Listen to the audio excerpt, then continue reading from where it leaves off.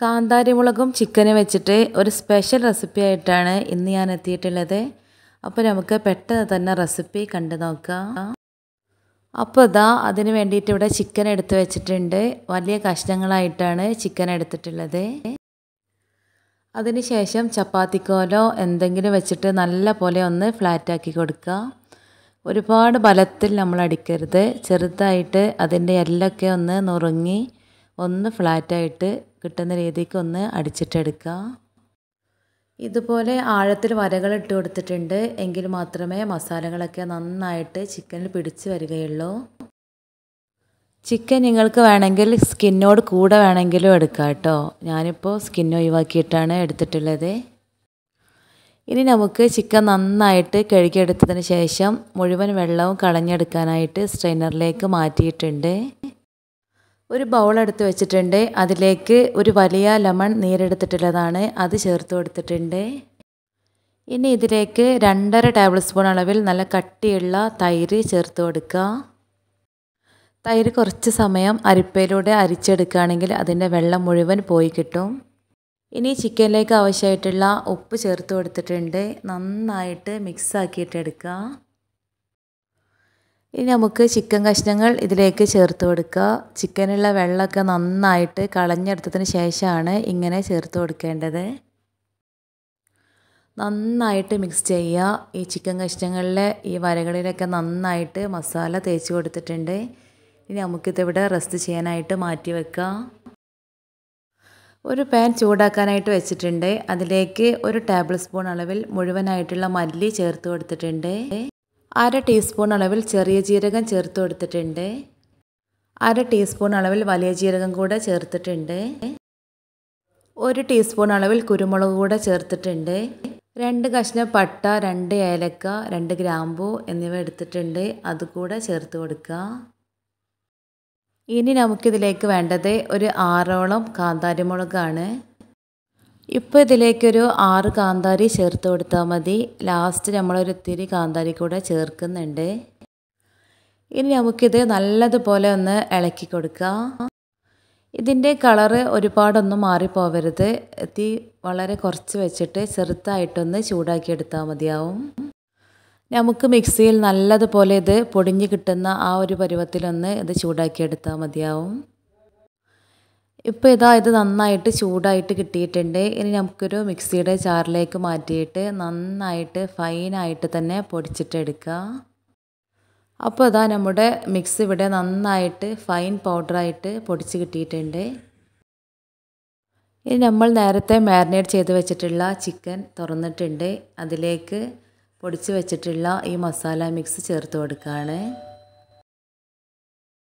പൊടിച്ച് വെച്ചിട്ടുള്ള മുഴുവൻ മസാല ഞാനിപ്പോൾ ചിക്കനിലേക്ക് ചേർത്ത് കൊടുക്കുകയാണ്. ഇനി നമുക്ക് കൈ വെച്ചിട്ട് തന്നെ നന്നായിട്ട് മിക്സ് ആക്കിയിട്ടെടുക്കുക.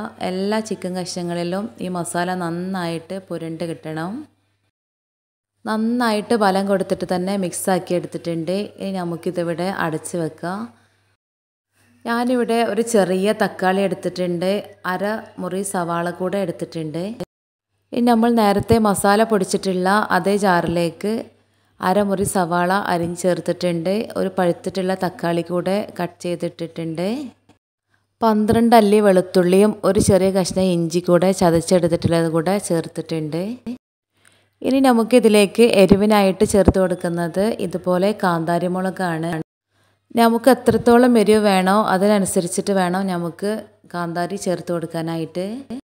ഇതിപ്പോൾ നമ്മൾ ആദ്യം ചേർത്ത് കൊടുത്തിട്ടുള്ള കാന്താരി മുളക് കൂടാതെ ഒരു 18 കാന്താരി കൂടെ ഇപ്പോൾ ചേർത്ത് കൊടുത്തിട്ടുണ്ട്. ഇനി ഇതിലേക്ക് ഒരു 1/4 കപ്പ് അളവിൽ ഫ്രഷ് ആയിട്ടുള്ള പുതിനയില ചേർത്ത് കൊടുത്തിട്ടുണ്ട്. ഇനി ഇതിലേക്ക് ഒരു 1/4 കപ്പ് അളവിൽ ഫ്രഷ് ആയിട്ടുള്ള മല്ലിയില കൂടെ ഇട്ട് കൊടുത്തിട്ടുണ്ട്. ഇനി നമുക്കിത് നല്ലതുപോലെ അരച്ചിട്ടെടുത്ത് വരാം. ഇതിലേക്ക് ഒട്ടും വെള്ളം ചേർക്കേണ്ട ആവശ്യമില്ല. തക്കാളി സവാളയൊക്കെ ഉള്ളത് കൊണ്ട് തന്നെ അതിൽ നിന്ന് ആ വെള്ളം ഇറങ്ങി നന്നായിട്ട് ഫൈനായിട്ട് തന്നെ അരഞ്ഞ് കിട്ടും. അപ്പോൾ നല്ല ഫൈനായിട്ടുള്ള പേസ്റ്റായിട്ട് തന്നെ റെഡി ആയിട്ട് കിട്ടിയിട്ടുണ്ട്. ഇനി നമുക്ക് നേരത്തെ അടച്ച് വെച്ചിട്ടുള്ള ചിക്കനിലേക്ക് ഈ അരച്ച് വെച്ചിട്ടുള്ള ഗ്രീൻ പേസ്റ്റ് ചേർത്ത് കൊടുക്കുക. ഇതിലേക്ക് 1 ടേബിൾ സ്പൂൺ അളവിൽ സൺഫ്ലവർ ഓയിലോ ഒലീവ് ഓയിലോ ചേർത്ത് കൊടുക്കുക. ഞാനിപ്പോൾ ഇവിടെ ഒലീവ് ഓയിലാണ് ചേർക്കുന്നത്.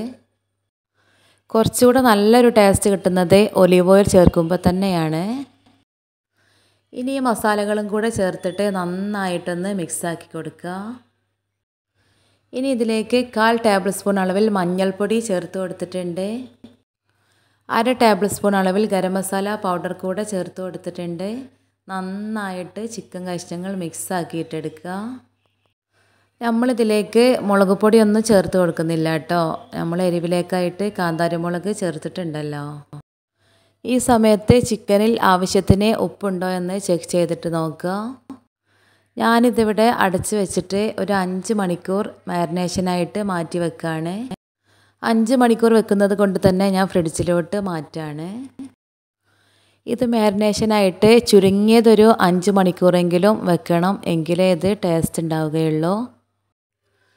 ഇനി ഇതുപോലെ ഓവർനൈറ്റൊക്കെ വെക്കുകയാണെന്നുണ്ടെങ്കിൽ ചിക്കൻ നന്നായിട്ട് മസാല പിടിച്ച് വരും. ഇപ്പോൾ ഇതാ ഒരു 5 മണിക്കൂറിന് ശേഷം ഞാനിത് ഫ്രിഡ്ജിൽ നിന്ന് എടുത്തിട്ടുണ്ട്. ഇത്രയും സമയം റെസ്റ്റ് ചെയ്യാൻ വെക്കുന്നതല്ലേ, അപ്പോൾ കുറച്ച് വെള്ളം ഇതുപോലെ അങ്ങ് ഇറങ്ങും. ഈ ഒരു വെള്ളം ഒരു പാത്രത്തിലേക്ക് ഊറ്റി അങ്ങ് കളഞ്ഞേക്കാം. ഇനിയൊരു പാൻ എടുത്ത് ചൂടാക്കിയിട്ടുണ്ട്. അതിലേക്ക് 1.5 ടേബിൾ സ്പൂൺ അളവിൽ ഒലീവ് ഓയിൽ ചേർത്ത് കൊടുത്തിട്ടുണ്ട്. സൺഫ്ലവർ ഓയിലിനേക്കാളും ഒന്നുകൂടെ നല്ലത് ഒലീവ് ഓയിൽ ചേർത്ത് കൊടുക്കുമ്പോഴാണ്. ഒലീവ് ഓയിൽ ഉണ്ടെങ്കിൽ ഒലീവ് ഓയിൽ ഒരു 2.5 ടേബിൾ സ്പൂൺ ചേർത്ത് കൊടുത്താൽ മതി. തീ മീഡിയം ഫ്ലെയിമിലാക്കി കൊടുത്തതിന് ശേഷം ചിക്കൻ ഇതേ രീതിയിൽ ഇങ്ങനെ പാനിൽ നിരത്തി വെച്ച് കൊടുത്തിട്ടുണ്ട്. ഇനി മീഡിയം ഫ്ലെയിമിൽ ഒരു 2 മിനിറ്റ് ഒരു സൈഡ് ഒന്ന് കുക്ക് ചെയ്യാം. ഇപ്പോൾ ഇതാ ഒരു 2 മിനിറ്റ് സമയം കഴിഞ്ഞിട്ടുണ്ട്. നമുക്കിതൊന്ന് തിരിച്ചിട്ട് കൊടുക്കുക. ചിക്കൻ്റെ ഒരു വശമൊക്കെ നന്നായിട്ട് മുരിഞ്ഞ് വരാൻ തുടങ്ങിയിട്ടുണ്ട്. എല്ലാ കഷ്ണങ്ങളും ഒന്ന് തിരിച്ചിട്ട് കൊടുക്കുകയാണ്. ഇനി അടുത്ത വശം കൂടെ ഹൈ ഫ്ലെയിമിൽ ഇട്ടിട്ട് തന്നെ ജസ്റ്റ് 2 മിനിറ്റ് ഒന്ന് മുരിയിച്ചിട്ടെടുക്കണം. അതിനുശേഷം തീ നല്ല പോലെ കുറച്ച് വെച്ചിട്ട് ഒരു സൈഡ് 10 മിനിറ്റ് ഇതുപോലെ അടച്ച് വെച്ച് കുക്ക് ചെയ്യാം കേട്ടോ. കണ്ടിന്യൂസ് ആയിട്ട് ഇങ്ങനെ അടച്ച് വെച്ചേക്കരുത്. ഇടയ്ക്കിടയ്ക്ക് തുറന്നിട്ട് ഇതുപോലെ തിരിച്ചും മറിച്ചിട്ട് കൊടുത്തേക്കണം, അല്ലെങ്കിൽ അടിയിൽ അങ്ങ് പിടിക്കും. ഇതുപോലെ തിരിച്ചും മറിച്ചൊക്കെ ഇട്ടിട്ട് 2 സൈഡും 10 മിനിറ്റ് വീതം ഒരു 20 മിനിറ്റ് നമ്മളിത് കുക്ക് ചെയ്തിട്ട് എടുക്കുന്നുണ്ട്. ഞാനൊരു ചാർക്കോളിൻ്റെ പീസ് എടുത്തിട്ട് ചൂടാക്കാനായിട്ട് വെച്ചിട്ടുണ്ട്. ഇനി നിങ്ങളുടെ കയ്യിൽ ചാർക്കോൾ ഇല്ലാന്നുണ്ടെങ്കിൽ ചിരട്ട കത്തിച്ചത് എടുത്താലും മതി. അതും ഇതേ ടേസ്റ്റ് തന്നെയാണ് കിട്ടുന്നത്. ഇപ്പോൾ ഇതാ നമ്മുടെ ചിക്കൻ ഇവിടെ നന്നായിട്ട് വെന്തിട്ടുണ്ട്. ഞാനൊരു കഷ്ണം എടുത്തിട്ട് വേവ് നോക്കിയിട്ടുണ്ടായിരുന്നു. ആദ്യത്തെ ഒരു 2 മിനിറ്റ് നമ്മൾ മീഡിയം ഫ്ലെയിമിൽ കുക്ക് ചെയ്തു. അതിനുശേഷം തീ നല്ല പോലെ കുറച്ച് വെച്ചിട്ട് 2 സൈഡും 10 മിനിറ്റ് വീതം കുക്ക് ചെയ്തിട്ടുണ്ടായിരുന്നു. ടോട്ടൽ കുക്കിംഗ് ടൈം എടുത്തിട്ടുള്ളത് 20 മിനിറ്റാണ്. ആ സമയമാകുമ്പോഴത്തേക്കും നമ്മുടെ ചിക്കനൊക്കെ നന്നായിട്ട് വെന്ത് വന്നിട്ടുണ്ട്. ചിക്കൻ ഞാനൊരു ബൗളിലേക്ക് മാറ്റി കൊടുക്കുന്നുണ്ട്. ഇനി നമ്മൾ റെസ്റ്റോറൻറ്റിൽ നിന്നൊക്കെ കിട്ടുന്ന ആ ഒരു കാന്താരി അൽഫാമിൻ്റെ സെയിം ടേസ്റ്റ് കിട്ടണമെന്നുണ്ടെങ്കിൽ ലാസ്റ്റ് നമ്മളൊരു കാര്യം കൂടി ചെയ്യാനുണ്ട്. ഞാനൊരു സ്റ്റീൽ ബൗളിൽ കത്തിച്ച് വെച്ചിട്ടുള്ള ചാർക്കോൾ ഇട്ട് കൊടുത്തിട്ടുണ്ട്. ഇതിന് പകരം ചിരട്ട കത്തിച്ചിട്ട് അതിൻ്റെ കനലുണ്ടെങ്കിൽ അതെടുത്താലും മതി. ഇനി ചാർക്കോളിൻ്റെ മുകളിലേക്ക് കുറച്ച് ഓയിൽ ഒഴിച്ച് കൊടുത്തിട്ടുണ്ട്. നല്ല പോലെ പുക വരാൻ തുടങ്ങിയിട്ടുണ്ട്. നമുക്കിത് പെട്ടെന്ന് തന്നെ അടച്ചു കൊടുക്കുക. ഇനി ഇതൊരു 10 മിനിറ്റ് ഇങ്ങനെ വെച്ചേക്കുക. അപ്പോൾ ആ ഗ്രില്ലൊക്കെ ചെയ്യുമ്പോഴൊരു സ്മോക്കി ഫ്ലേവർ ഇല്ലേ, അത് കറക്റ്റായിട്ട് ഈ ചിക്കനിൽ വന്നിട്ടുണ്ടാവും.